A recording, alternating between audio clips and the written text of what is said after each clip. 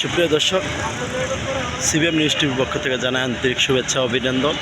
আমরা বর্তমানে আছি নারায়ণগঞ্জ সিদ্ধিরগঞ্জ এলাকায়, কাঠের পুল এলাকায়, যেখানে আপনারা সরাসরি দেখাতেছি।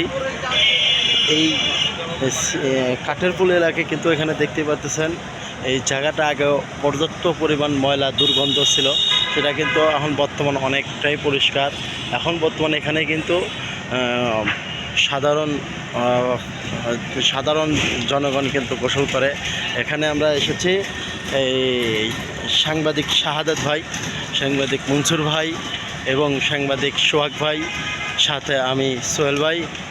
আপনাদের এখানে কিন্তু আছি এই সিদ্ধিরগঞ্জ কাঠের পুল এলাকায় যারা আছেন তারা অবশ্যই লক্ষ্য করবেন। আপনাদের এলাকায় আছি।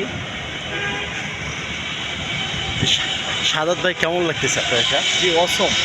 আসলে এখানে যখন ইতিপূর্বে আমরা আসছি, আসার পরে আসলে এই যে নদীটা যেমন ময়লা ছিল, ময়লার বাজার ছিল, কচুরিপানা ছিল, যেমন আমরা কচুরিপানা পাড়াই এপার থেকে ওপার চলে গেছি।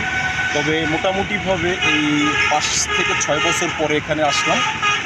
এসে আসলে এই জায়গার পরিবেশটা দেখে মনোমুগ্ধকর মনে হলো যে আমি নতুন কোনো একটা জায়গায় চলে এসেছি। তো আসলে এই যে পরিবেশটা এতটা সুন্দর হবে, এটা আসলে কল্পনা করার মতো। তো যাই হোক, আসলে মোটামুটি ইতিপূর্বে যারা এখানে আসছেন, হয়তো আরেকবার আসবেন, সে দেখবেন যে আসলে বর্তমান পরিস্থিতিটা খুবই উন্নত এবং খুবই মনোমুগ্ধকর। হয়তোবা এখন এরা কিছু ঔষধি গাছের চারা রোপণ করছে। এই যে জায়গাটা আপনারা দেখতে পাবেন যে সারিবদ্ধভাবে গাছের চারা লাগানো আছে। হয়তোবা আরেকটু 1 বছর পরে বা 2 বছর পরে এটা আরেকটু যখনকার সুন্দর হবে, তখন এখানে মানুষের বসা এবং ঘোরার জন্য খুবই একটা উন্নত মানের পরিবেশ হবে।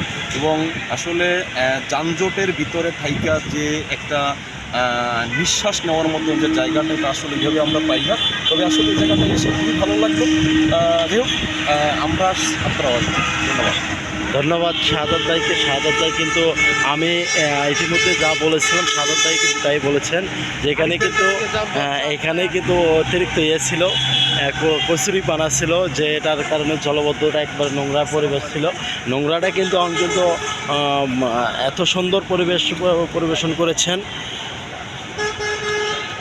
যেটা এখানে আসলে আপনারা বুঝতে পারবেন যে এই এলাকাটা কত সুন্দর লাগতেছে।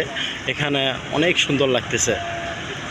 ধন্যবাদ সবাইকে সিবিএম নিউজের সঙ্গে থাকার জন্য।